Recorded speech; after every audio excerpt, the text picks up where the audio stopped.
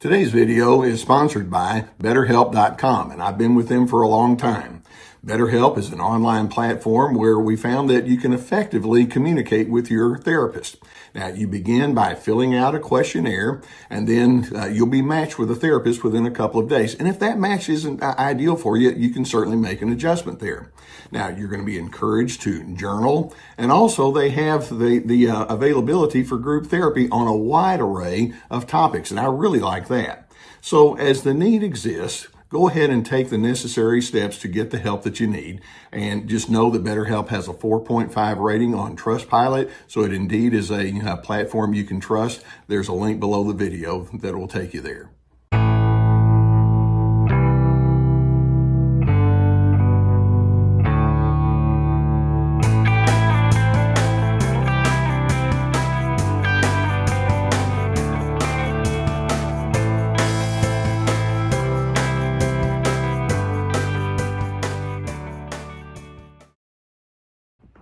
One of the most attractive characteristics you can have as you engage with other individuals is your sense of confidence. And I'm not talking about arrogance or better than or cockiness or anything like that, but just you having a sense of steadiness and calm, comfort with who you are. That's something that lets other individuals know that you're comfortable in your own skin, and then they can feel the same in reverse, and there's not a competition going on here. And it can be a very healthy way to create a positive sense of influence.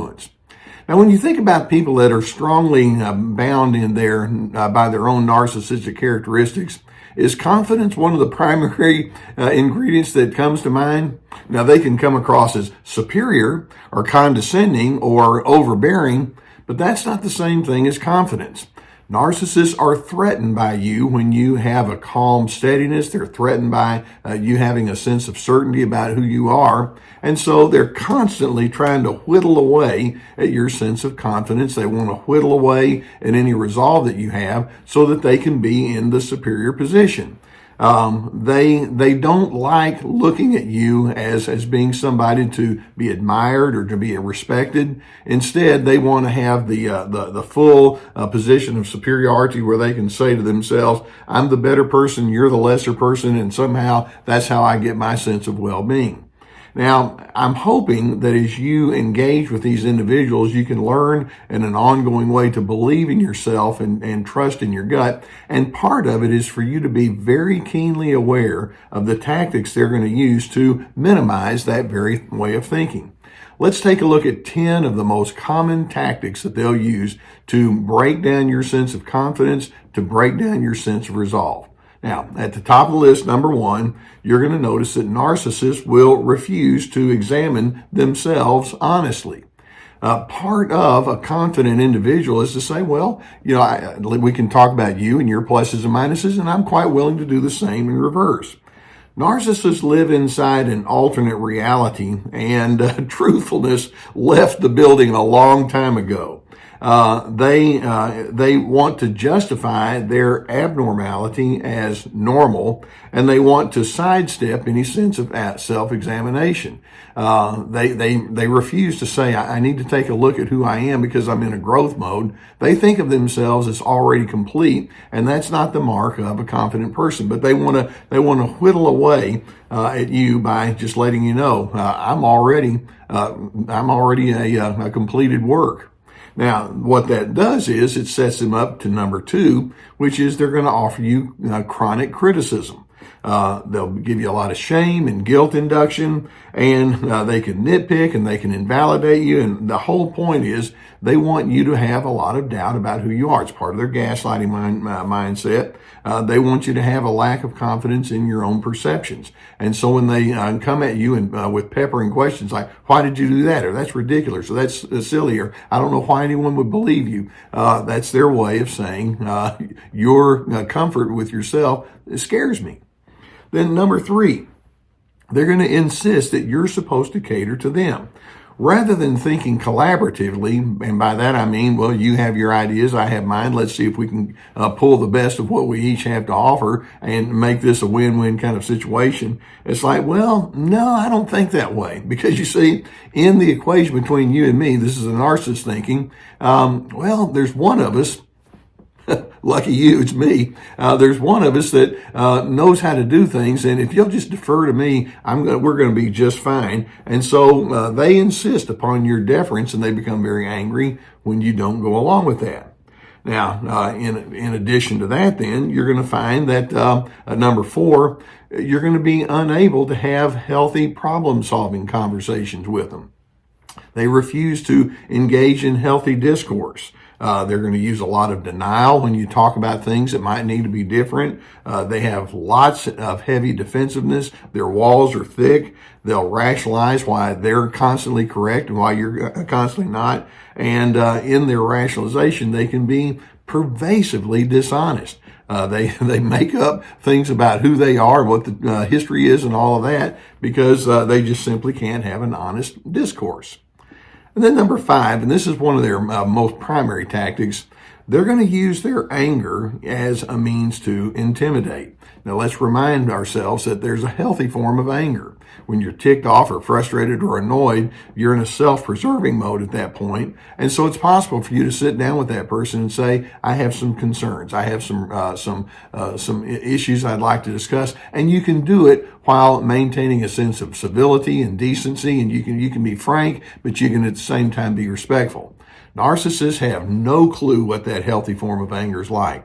When they get angry, they have one goal and one goal alone, and that is to establish a hierarchy with them being on top and you being beneath them. And so their anger is meant to belittle and demean and to bring you underneath their subjugation. And that's just an ongoing thing, whether it's open aggression or passive aggression. Then number 6, another of the tactics they'll use to drain you of your confidence is they'll pervasively have dismissive attitudes. So if you come along and say, well, hey, I like this over here. They'll think, well, why would you want to do something like that? Or when you say such and such happened and it really worked out real well for me. And they might say something like, yeah, but it was just so simple. Even a child could come up with that. And then they're going to constantly dismiss you or minimize the good that you have or minimize the things that make you happy. It's like, why would anybody pay attention to you? You don't even know what you're talking about.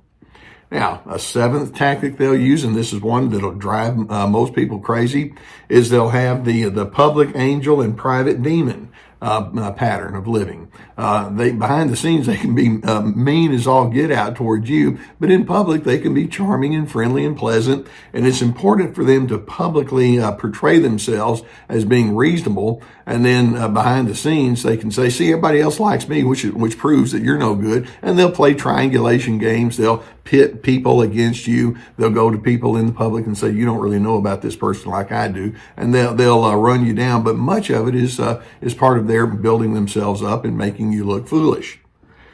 Another way that they try to drain you of your confidence, and that is they'll invade your privacy. And if you're a healthy person, it's like, well, I don't have any secrets that I need to keep. But they want to monitor and micromanage all sorts of things, whether it's your media devices or they just want to monitor who you're with and what you're doing and what you spend and all sorts of things like that. And this is part of their hidden codependency, by the way. It's like, I have to make sure that everything's just okay with you so that I can be okay. But of course, they don't see that. They just think, well, you just need to make yourself available to me. Of course, they don't do that the same in reverse. Then number 9, as part of them draining you of your confidence, they refuse to receive your input. The implication there is, why would I listen to someone as stupid as you? I don't need to give you credibility. Didn't you get the memo? In my world, you're just a chump. And then number 10, part of them draining you of your confidence is they maintain lots of double standards. It's one thing for me to yell because you deserve to be yelled at, but you better not yell. Or it's one thing for me to buy my private things, but you don't really deserve that. Besides, you spend too much. Things of that nature. Lots of double standards. So all of this is meant to wear you down. And when you respond in a very poor way or when you become overly agitated, then they can turn around and say, see, this is why you need me to monitor you. And so it's just a one big, huge game. And their goal is to keep you in a perpetual down position. Now, obviously, as you examine these 10 things that I've mentioned, and there are more, by the way, I could have made a long list, but I'm restricted by time limitations. This is their chronic gaslighting. And so what I'm hoping is that as you see these kind of tactics, and you realize they don't want you to have confidence, they don't want you to feel good about themselves, number one, you're going to need to know who your adversary is. There's a reason they do this kind of thing. And you're going to want to acknowledge these are people who have profound insecurity. Confident, healthy individuals want to have other confident, healthy individuals around, and they'll go take initiatives to help you feel confident and healthy. They like building other individuals up because at the end of the day, everybody wins. Narcissists don't think that way. Likewise, when you see this, I'm hoping you can remind yourself that you need to find your own separate understanding of wisdom. Be somebody that educates yourself. Seek counseling, go to classes, and be around individuals who are committed to similar kinds of goals. In other words, don't isolate. And then, in addition, drop the illusion that you can make that narcissist anything other than what they are. They're not going to be a trusted team player. Instead, focus on your own healthy initiatives. The more you realize, hey, this narcissist seems way too invested in minimizing me. Therefore, I need to put myself in charge of my own personal growth, because this individual is somebody that they are predictable in their invalidation of me. I don't need that kind of individual in my inner circle. Now, narcissists overlook one huge thing as they go into all of this invalidation toward you. And that one huge truth is you have a free will. You get to think for yourself as you deem to be appropriate. And narcissists don't like that. Whereas healthy people say, good, I want you to choose things based on what you believe is wisest and best. So lean into your the psychological competence that implies.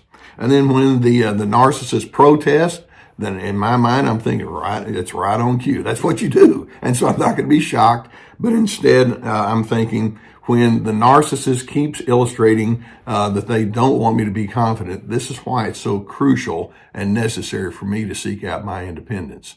The narcissist may not like it, but that's their lack of confidence. I hope that videos like this can give you some good insight and awareness and food for thought. If you have not already hit that subscribe button, I would encourage you to do so. We're going to keep more videos coming towards you. Thank you for letting me be part of your journey with you.